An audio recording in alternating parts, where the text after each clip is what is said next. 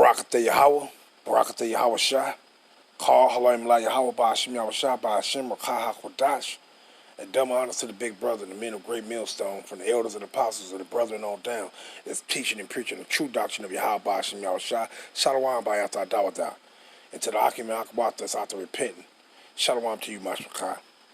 This is your Hakarab coming at you with another one, and I just wanted to go back. I think I did a video on this. Maybe a month, 2 months ago or something. I just wanted to revisit this, and I just wanted to go back into what old Pouty Face was talking about. just look at little Pouty Face. Look at him.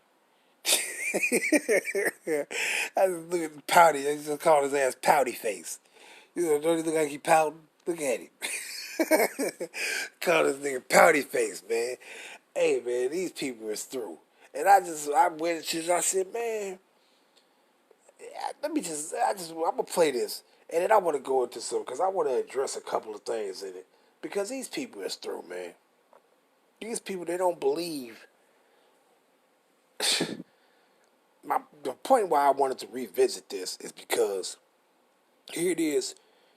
You got brothers from the elders and apostles, preferably of great millstone. I don't be watching everybody else, so all I can speak on is the individuals that I watch. See, but the point is you got these men from the elders and the brothers on down telling you the truth, and then all you worrying about how they telling you something rather than what they telling you. I wouldn't care how somebody telling me the truth, long as they telling me. As long as they telling me the truth. If you aggressive with what you telling me, I wouldn't give a fuck because if you aggressive. As long as you telling me the truth, that should be the main thing you should be concerned about. You shouldn't be worried about how somebody telling you and what they saying, what words they using when they telling you certain things. Is they telling you the truth or not? That's the point.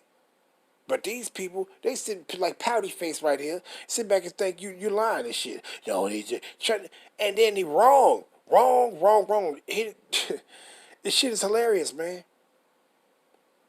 The shit that these people is doing, here it is, they sitting back, you telling the truth, and these people sitting back telling me, no, you're wrong. These people are simple as hell, man. And when that day, man, when the Most High said he had blinded the minds of the Most High have really blinded our people, man. They trust the devil more than they trust their own. They'll trust the devil that'll be lying to them rather than trust their own people that's telling them the truth. Ain't that a bitch? But let's listen what Pouty Face gonna say, and we're gonna go ahead and go into these scriptures and end it off.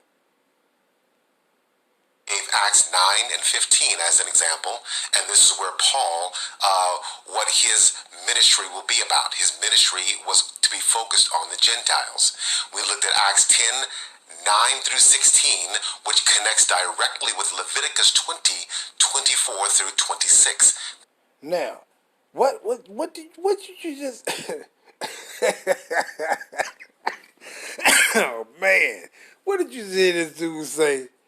This show you that these people don't know what they talking about. But we gonna get into that. We gonna go and read those things. Hey man, through. That's all I can say is through. We gonna read. That man said Acts 9, 10 and 9 to 16. And he basically said precept is to get the understanding of Acts 9, 10, 9 to 16. It's Leviticus 20, 24 to 26. What? Boy, I tell you, these people are something else. But let's continue, though. This is dealing with the vision that Peter had. We also looked at Acts 6, verse 1, where the author, which is Luke, he actually explains that there are two sets of Jews, not two sets of Gentiles, okay? And then, of course, John chapter 1, 12 through 13, which talks about becoming children of God through faith, and it has nothing to do with your blood lineage. All right. Now, we even took a look at a resource used by many Hebrew Israelites. This resource is called the Zondervan Compact Bible Dictionary. And even there, we prove that Gentiles does not mean Hellenized Jews or lost tribes of Israel, but we prove that under normal circumstances, Gentile means a non-Israelite people. If Gentile is ever used in regards to a person of Israel, it would be considered unusual. Okay? So that resource, when you read it even a little bit more under the section that says Gentile, you'll see that that resource actually contradicts what the Hebrew Israelites are trying to prove with the resource. Okay? Just now, on a side note, I find it odd. I find it really odd that a Hebrew Israelite will admit that a Jew can become a Gentile. Okay? They can become a Gentile and be considered a Gentile from that point forwards, as we see in the historical but non-canonical book of 2nd Maccabees 6, 8 through 9. And that's the point I wanted right there for old Pouty Face.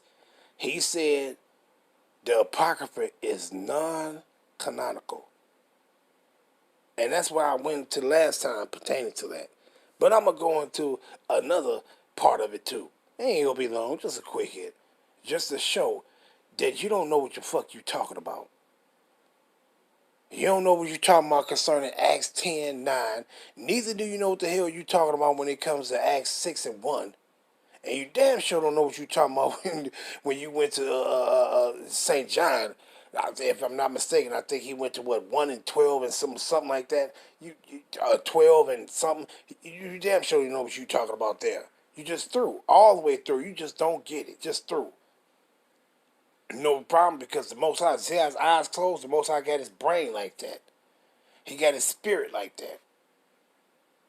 I bet he's still eating swine flesh, dookie, and pissing all other kind of shit. Just simple, man. Just simple. It's just simple. But let's go into this, and I'm going to punch these scriptures up because I want to go into this. First, we're going to go address that Acts 10:9 to 16, and we're going to go and address that first and see, is he know what he's talking about? And then we're going to lightly go into that Acts 1, that's 6:1, and let's see where he said it was that was talking about two different type of Israelites. And well, he said Jews, but it didn't say Gentiles. It's just stupid as hell, man. Just stupid. So we gonna lightly touch that, and then we gonna go deal with this Apocrypha. If it's, let's find out another one. Is it canon or not? Let's get into it. Let's get into it, Yasharala. Let's get into it. Let's see what we can find. Let's deal with that Acts first. That Acts 10 and 9. Let's go into that real quick. I would start at the top, but hey, let's just get to the point. Matter of fact, you know what? Well,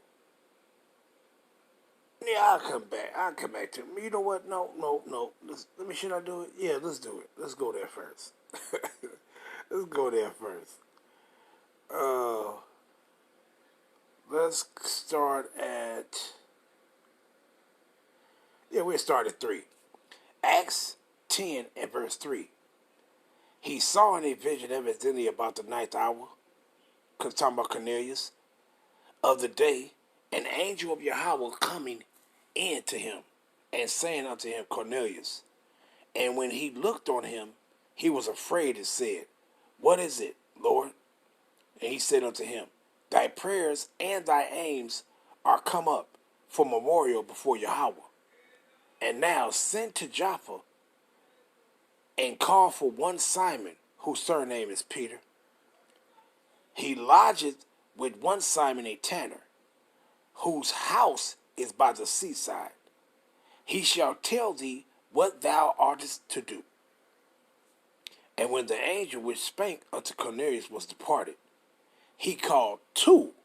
What is this? He called 2 of his household servants, and a devout soldier of them that waited on him continually. Now that's 3 right there, right? Those 2 household servants, they were Israelites. Put it like that. And a devout soldier of them that waited on him continually. Now that devout soldier, that makes the 3rd person, which was also an Israelite. See? Because why? If you have individuals around you and you want to send these individuals to an Israelite to say, hey, okay, look, hey, go get him and tell him to come here. You're not going to send no anybody to him. You're going to send his people to him. Those that he would most likely, go with. You ain't going to send, here it is, if I send somebody to you, you think I'm going to send a bunch of Edomites to you?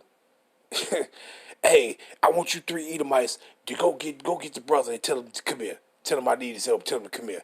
Man, shit. You think you gonna go with them 3 Edomites? I'm talking about real 3 Edomites. I ain't talking about no motherfuckers that might possibly look like Edomites and might be a people. No, I ain't talking about. I'm talking about 3 Edomites. You think you gonna go with those 3 Edomites? You be like, man, shit. I don't know. I don't trust you. I don't believe y'all. Y'all telling a lie.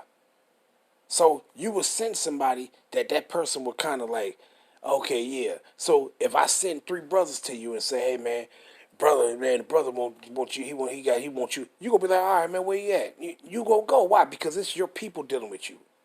So let's get that in the head. These are the 4 individuals. Cornelius make the 4, and his 2 servants with this devout soldier. That's 4 right there. So let's go down to the point. Verse 9. And on the morrow, as they went on their journey and drew nigh into the city, Peter went upon the housetop to pray about the 6th hour. And he became very hungry and would have eaten.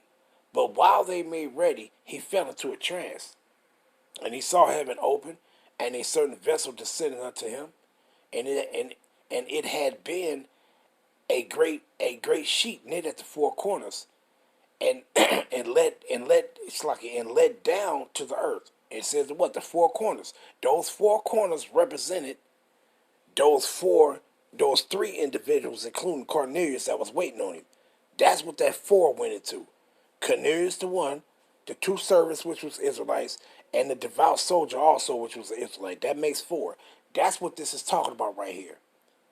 A great sheet knit at the 4 corners and let down to the earth, wherein were all manner of 4-footed beasts of the earth, and wild beasts, and creepy things, and fowls of the air. And there came a voice unto him, Rise, Peter, kill and eat. But Peter said, Not so, Lord, for I have never eaten anything that is common or unclean. And the voice spake unto him again the 2nd time, What Yahweh had cleansed, that call not thou common. See, and what was he talking about? The Most High had cleansed our people, meaning Cornelius, and the rest of our people that was in those born in those heathens' lands. Why? He cleansed them. How did he cleanse them? By the sacrifice that Yahweh made. See? So when they were unclean, now they are not unclean. Now they are being accepted back into the fold by the blood, the sacrifice that Yahweh made. See? So let's get it 16. It says what? This was done thrice, and the vessel was received up again into heaven. Now let's go to what this dude said. This dude said Leviticus 20. To show you they don't get it. These fucking people are stupid as hell, man. He said Leviticus 20 and 24. Hey, I'm going to start at 23. Leviticus 20 and 23. And ye shall not walk in the manners of the nations which I cast out before you, for they commit all these things, and therefore I abhor them. But I have said unto you, ye shall inherit their land, and I will give it unto you to possess it, a land that floweth with milk and honey. I am Yahweh your power, which have separated you from other people. And what was he talking about when he gonna give us the land? When he get those damn Canaan stay ass Hamites that was in the land of Canaan, that when he get them out, he gave us their land. And that became ours forever. See, that's what he was talking about there. Now, verse 24. But I have said unto you, ye shall inherit their land, and I will give it unto you to possess it, a land that flow with milk and honey. I am Yahweh your power, which have separated you from other people. Ye shall therefore put difference between clean beasts and unclean, and between unclean fowls and clean. And ye shall not make your souls abominable by beast, or by fowl, or by any manner of living thing that creepeth on the ground, which I have separated from you as unclean. This don't have nothing to do with Acts. Absolutely nothing. It don't have nothing to do with Acts. Why? Because he saw that it had a 4-footed beast, a foul and creepy things and shit. This ain't got nothing to do with what Acts is talking about, man. That guy went and pulled some, trying to pull some shit out of his hat. It ain't got nothing to do with Acts. He said this is the precept that goes with Acts, the understanding of Peter's vision. This ain't got nothing to do with that. This is just letting you know that the Most High had told us to put a difference between, this goes into our dietary law of what we not to eat and what we to eat. That's in Acts Peter 10, Acts Peter 10, Acts concerning Peter, that was in Acts 10 and 9, that ain't got nothing to do with it. That ain't even talking about food. It ain't even talking about what to eat and what not to eat. See, he don't get it. He said this is the understanding of that. This ain't got nothing to do with Peter's vision. This just telling you to put a difference between the clean fowl and the unclean fowl, on what you can eat and cannot eat, and between the unclean beast and the clean beast that you can eat and can't eat. That's all this is saying. This ain't got nothing to do with Acts 10. Nothing. But verse 26, and when he said, because he said Acts, Leviticus 20:24-26, this ain't got nothing to do with that. And it says what? And ye shall be holy unto me, for I, the Lord Yahweh, am holy, and have severed you from other people, that ye shall be mine. This ain't got nothing to do with Acts. Yeah, the Israelites and his people, he has separated us from all people. This ain't got nothing to do with what Acts 10:9-16 is talking about. Period. Motherfucker, something else, man. These people don't get it. They be trying to pull stuff out their head and don't even know what the hell they be talking about, man. These people are something else, man. But let's go grab this, though. Let's get that other one. We ain't got a matter of fact, let's go back to Acts, though. Let's go back. Which I ain't even actually got to go back there, but let's go back there. Acts 10. Now let's go down, though. Right? 16, right? Let's go. Let's see.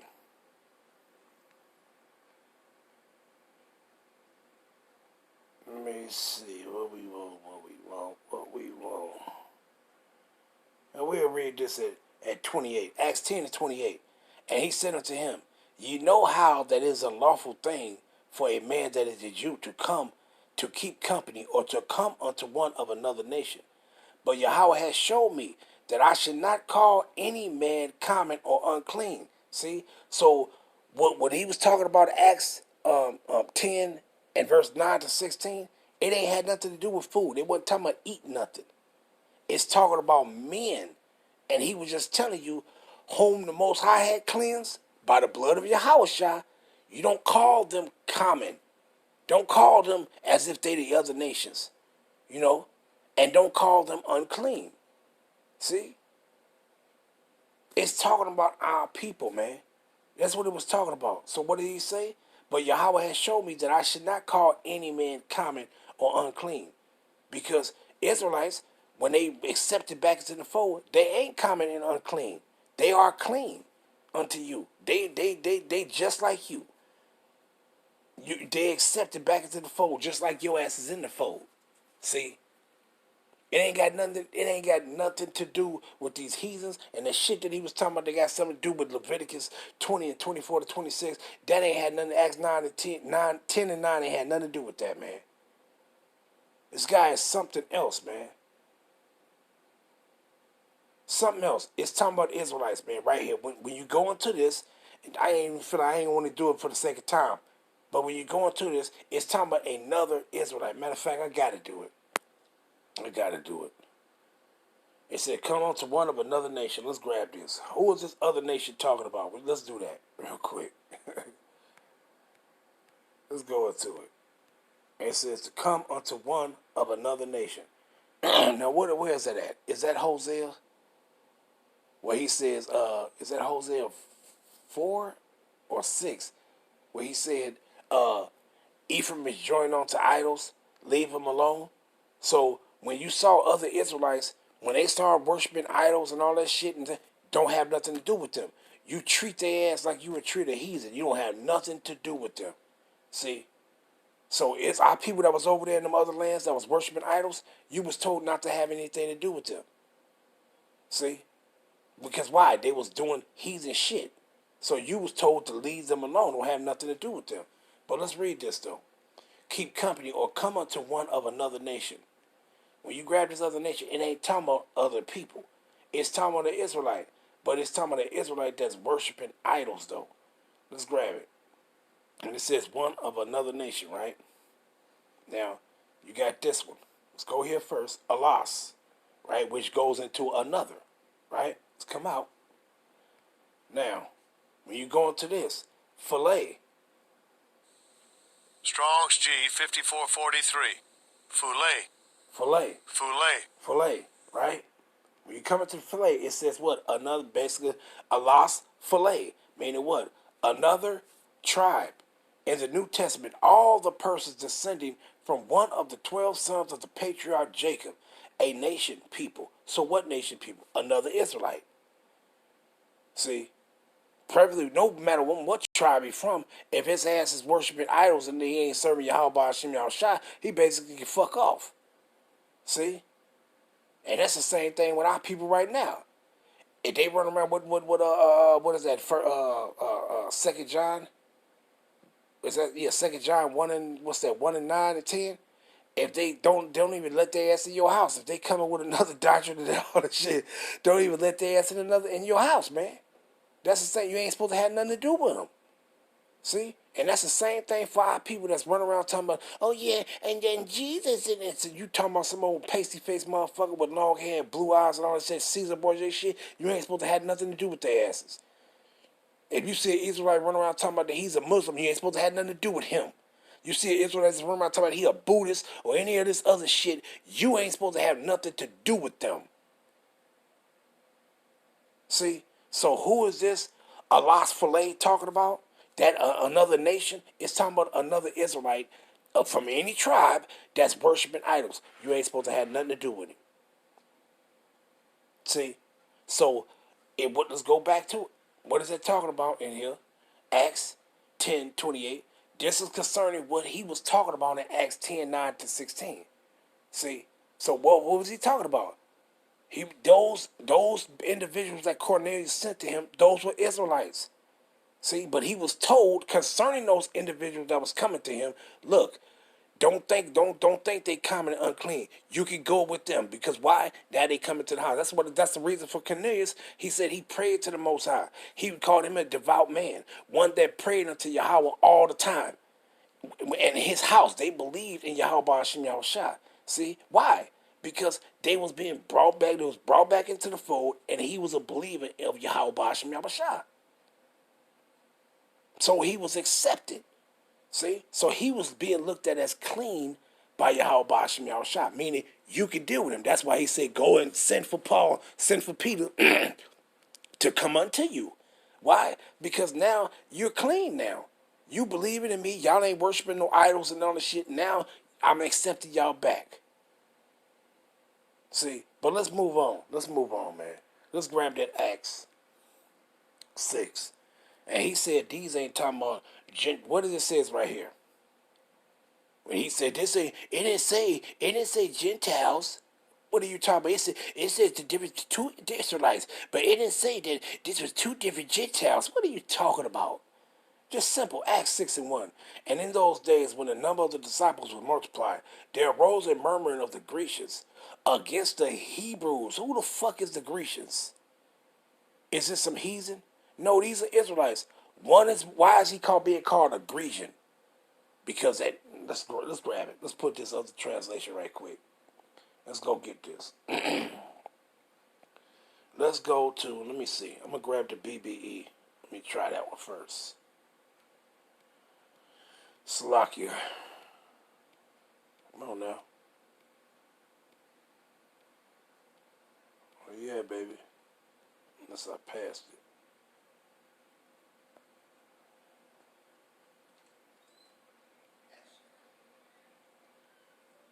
Come on now, where you at?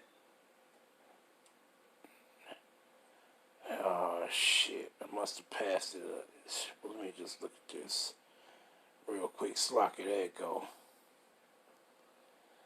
And what it says, now, in the days when the number of the disciples was increased, protests were made by the Greek Jews. By who? The Greek Jews against the Hebrews, because their widows were neglected. Now, let's go back. Let's get the other one. Slocky. Let's get the NLT. You see what it says? But as the believers rapidly multiplied, there were rumblings of discontent by the Greeks. But that ain't what I want. I want. Let me see the NIV, if that's it. Well, these would have been considered as Gentiles. It says, in those days when the number, in the NIV translation, the number of disciples was increasing, the Hellenistic Jews, why was it being called Hellenistic? Because why? They was told to conform after the manner of the Gentiles. See? So that's why these Hellenistic Jews, they would have been considered the Israelites that was being referred to as Gentiles. See? And it says, among them complained against the Hebraic Jews because their widows were being overlooked in the daily distribution of food. And they ain't had nothing to do with no damn food. It was talking about the ministry. But I don't want to get to, but the point is, you can go to 2 Maccabees, chapter 6, and you can read down to that, maybe to point 9, verse 9, and you'll get the point when it says what? And they were told to sacrifice, to conform to the manner of the Gentiles. And what was the manner of the Gentiles? They was being Hellenized. So they would have been being referred to as Gentiles, these Hellenistic Jews. So you have one Israelite right here that's being called a Gentile, and then you have one that's being called not a Gentile. So what is he talking about?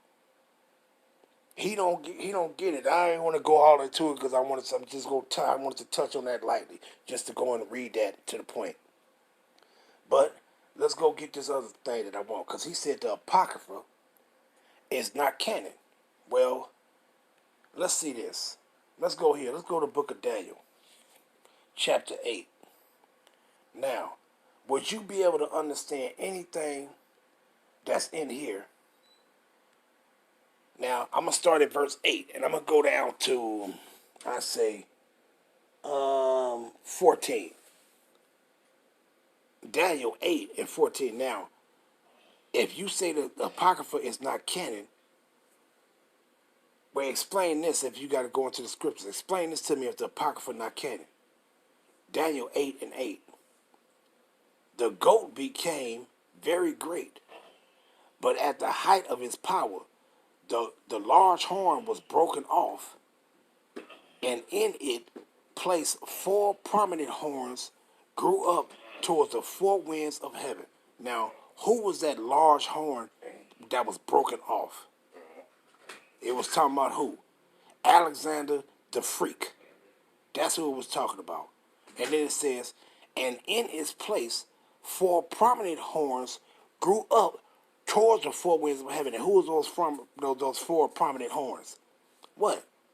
It was Cassandra, Lysimachus, Seleucus, and Ptolemy. Those 4 generals that his shit was divided up with. See, but if you don't have the Apocrypha, if the Apocrypha not canon, you shouldn't even be able to go in there and find out. You're supposed to be going to the scriptures where between the Old Testament and well, you should be able to go into the Old Testament and the New Testament and find this out. Can you do that? No, you can't. Let's continue reading. Verse 9. Out of one of them came another horn, which started small but grew in power to the south and to the east towards a beautiful land. I was like, man, let me get damn. Shit, I forgot to go back to the KJV. But let's read it. Let's go back. And it says what? Verse 8. Therefore the he-goat waxed very great, and when he was strong, the great horn was broken, and for it came up 4 notable ones towards the 4 winds of heaven. Verse 9. And one of them came forth a little horn. Now, who was this little horn? It's talking about Antiochus Epiphanes.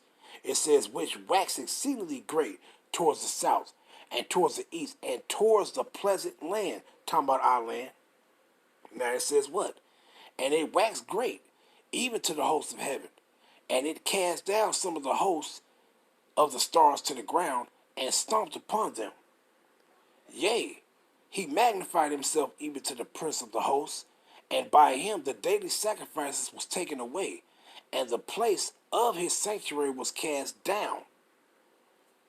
And an host was given him against the daily sacrifice by reason of transgression, and it came down to the truth to the slacky, and he cast down the truth to the ground, and it practiced and prospered. Then I heard one saint speaking, and to another saint saying unto that certain saint which spake, how long shall be the vision concerning the daily sacrifice and the transgression of desolation, to give both the sanctuary and the host to be trodden underfoot? Let me read that again and then go to verse 14. But what it say, because that's the point I want. Now, if the Apocrypha is not canon, go into the scriptures and explain this to me. With the Old Testament or the New Testament. Explain this to me. Let's see if you can do it. It says what? 13. Then I heard one saint speaking, and another saint saying unto that certain saint which spake, how long shall be the vision concerning the daily sacrifice and the transgression of desolation, to give both the sanctuary and the host to be trodden underfoot? And it's talking about what? It's talking about when the temple was defiled by these stanky ass Edomites, and our people was being fucked over by them. See? That's what that's talking about. Now go into the scripture, the Old Testament or the New Testament, and pull this out. This is prophecy. What Daniel is speaking about right here is prophecy. You have to either go into the scriptures and show where this prophecy was fulfilled, or you have to go into the scriptures to show that it wasn't fulfilled yet. Can you do that with the Old Testament and the New Testament? Let me read verse 14. And he said unto me, unto 2,300 days, then shall the sanctuary be cleansed. So you have to go into the scriptures and show that the sanctuary, the temple, the altar and everything was going to be defiled. It's going to be polluted. And then after this time period, which is 2,300 days, which is a little over 6 years, it's going to be cleansed. Now, can you show that with the Old Testament and the New Testament? Can you show when the sanctuary was defiled and when it was cleansed? Now, if the Apocrypha not canon, we shouldn't be able to go in and find out when the sanctuary was defiled and when it was cleansed of being defiled. Now, let's go get it. Let's go get it. Let me punch this up. Let's go into the Apocrypha. We're going to start here. First Maccabees, because he said the Apocrypha is not canon. Well, let's see. First Maccabees, and I'm going to start here at verse 16. Now, when the kingdom was established before Antiochus, he thought to reign over Egypt, that he might have the dominion of 2 realms. Wherefore he entered into Egypt with a great multitude, with chariots and with elephants and horsemen, and a great navy, and made war against Ptolemy, king of Egypt, meaning which was referred to as the king of the south.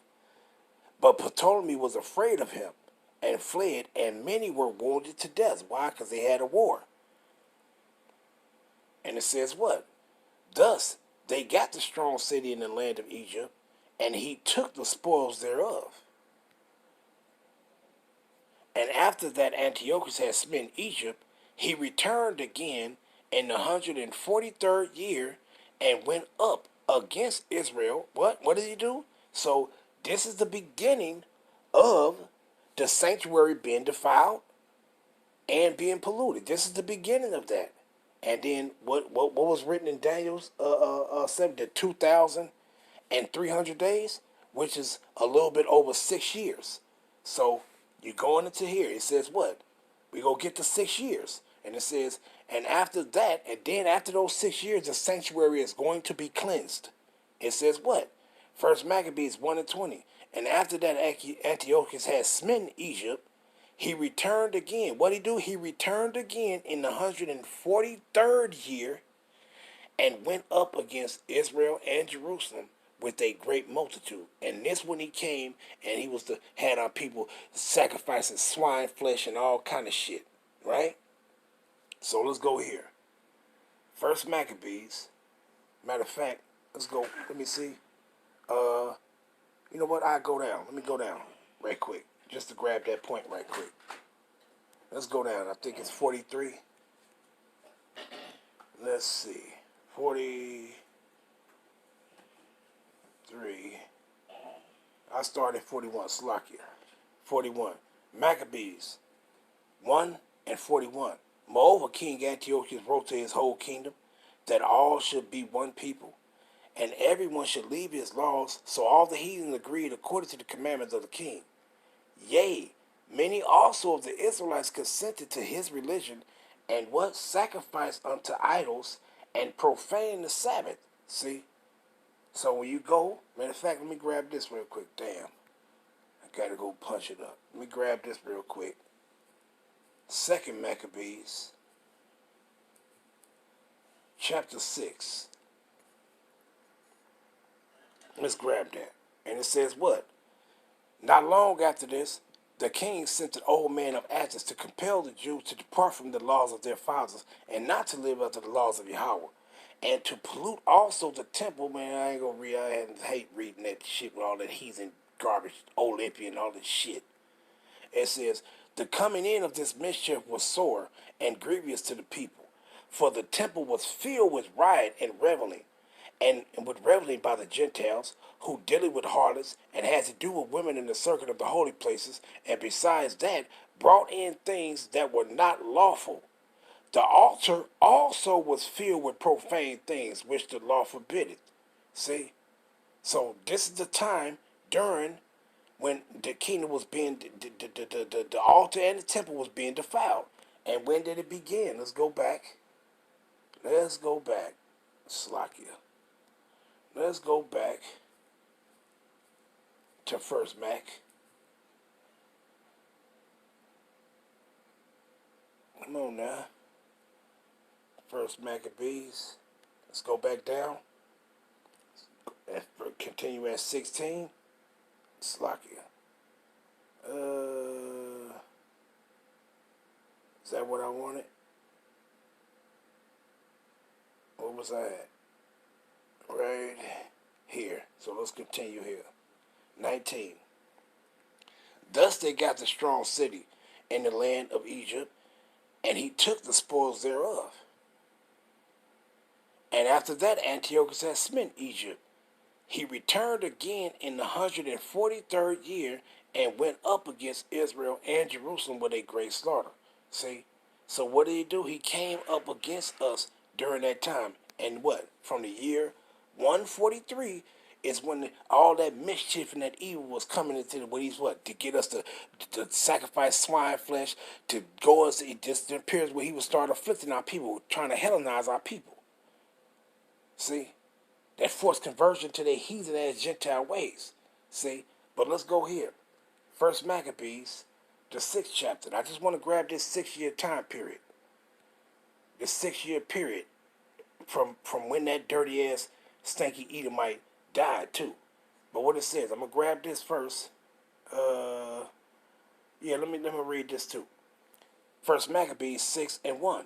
About that time, King Antiochus, traveling through the high countries, heard say that Elysimus in the country of the Persians was a greatly renowned for riches, silver and gold. and that there was in it a very rich temple wherein were coverings of gold and breastplates and shields, which Alexander, son of Philip the Macedonian king, who reigned first among the Greeks, had left there. See, but let's go down to the point, right? Man, the point is 16 that I want, just to go quickly into that 6-year period to show now until all the way into this time. But let me go up and read some. Let's read some first. I'm gonna start.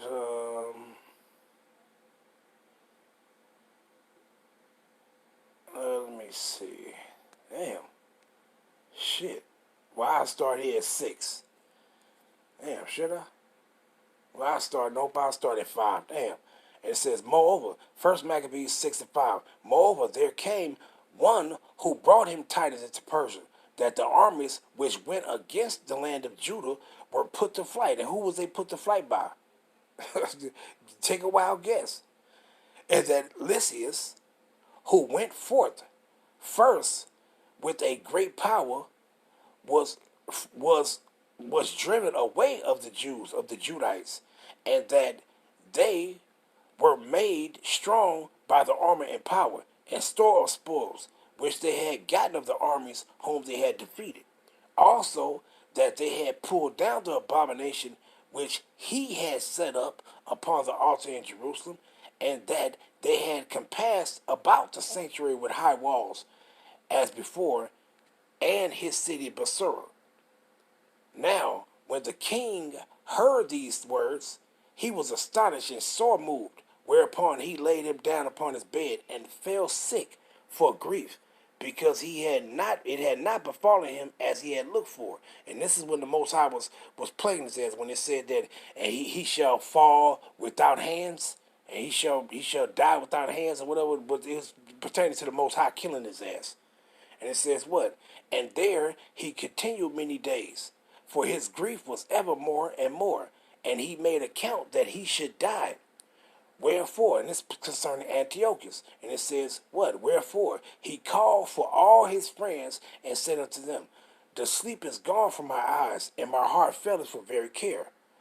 And although myself and I thought with myself into what tribulation it might come, and how great a flood of misery it is, wherein now I am, for I was bountiful and beloved in my power. But now I remember the evils that I had did at Jerusalem, and that I took all the vessels of gold and silver that were therein, and sent to destroy the inhabitants of Judah without a cause. I perceive therefore that for this cause these troubles are come upon me, and behold, I perish through great grief in a strange land. Then called he for Philip, one of his friends, who he made ruler over all his realm, and he gave him the crown and his robe and his signet, and the end that to the end he should bring up his son Antiochus and nourish him up for the kingdom. So Antiochus died. Who? Antiochus Epiphanes died there in the 149th year.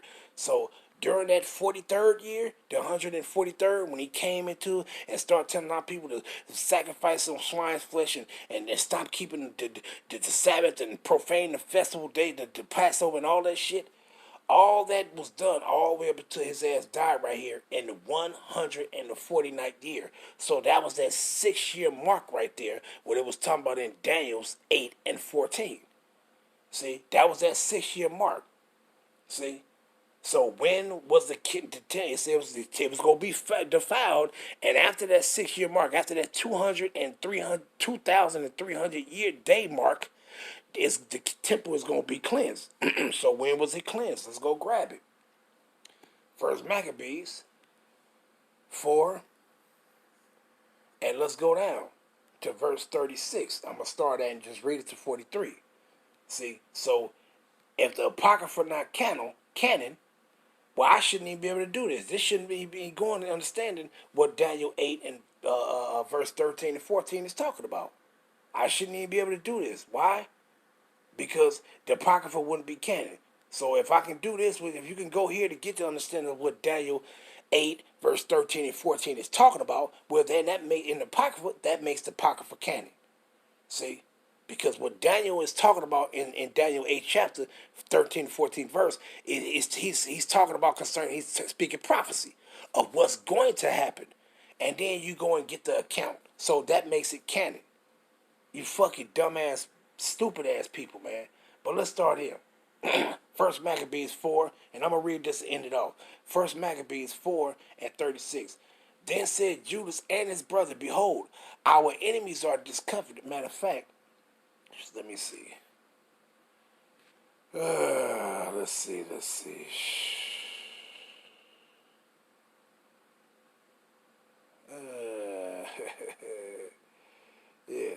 Yeah, that's another one with these dumb asses. But I'll start here. I start at 34. So they joined battle, and there was slain of the host of Lysias about 5,000 men. Even before them were they slain. Now when Lysias saw his army put to flight, same thing you just read in First Maccabees the 6th chapter, when it says now his army was put to flight. How was his army put to flight? By who? Who was they put to flight by? Slakia. Who was they put to flight by? I don't know what the fuck that was. What the hell? It says, now when Lysias saw his army put to flight, and the manliness of Judah's soldiers, and how they were ready either to live or die valiantly, he went to Antiochia, and gathered together a company of strangers, and having made him army greater than it was, he proposed to come again unto Judah. Then said Judas and his brethren, behold, our enemies are discomfited. Let us go up to cleanse and dedicate the sanctuary. So what it says, you had the point for starting from 143, where the temple was being defiled, the altar was being defiled, the temple was being defiled, all the way up to the time when Antiochus Epiphanes, punk ass, when he died in 149. That's the 6-year period. And during that time, Judas and Maccabees and the brothers, they was fighting against these damn Edomites. And then what? Once they got rid of these motherfuckers from the land for a while, then they was able to cleanse the altar. And within this same chapter right here, that's when the Feast of Dedication was instituted. Why? Because the altar was reestablished, was rebuilt, and the temple was cleansed. See? So that's that 6-year period of understanding what Daniel 8, verse 13 and 14 is talking about. So how is this not canon? When this is going into this is the fulfillment of the prophecy that Daniel was talking about. Because people are stupid, man. But let's get it. I'm going to end it off. And it says, then said Judas and his brethren, behold, our enemies are discomfited. Let us go up to cleanse and dedicate the sanctuary. Upon this, all the hosts reassembled themselves together and went up into Mount Zion. And when they saw the sanctuary desolate, and the altar profaned, and the gates burned up, and shrubs growing in the courts as in a forest, or in one of the mountains, yea, and the priest's chambers pulled down, they rent their clothes, and made great lamentation and cast ashes upon their heads, and fell down flat to the ground upon their faces, and blew an alarm with the trumpets, and cried towards heaven. Then Judas appointed certain men to fight against those that were in the fortress until he had cleansed the sanctuary. What? Cleansed the sanctuary. And it says what? And this was what? After that 2,300 day mark. After that 6-year period. And it says what? So he chose priests of blameless conversation, such as had pleasure in the law, who cleansed the sanctuary. What? Who cleansed the sanctuary and bear out the defiled stones unto an unclean place. And see, and this is when the altar, what he says, and when as they consulted what to do with the altar of burnt offerings, which was profaned, what did they do? This is when the Feast of Dedication was instituted. Why? Because the altar was rebuilt and the temple was cleansed. See? So how in the fuck is the Apocrypha not canon? Well, show me another way how you can go in understanding what Daniel 8, verse 13 to 14 is talking about. And I'm ending off there. All praise be to Yahweh Shem Shabbat Shem Hakudash. Shalom Yasharala. Why Baba Ball? Shalom.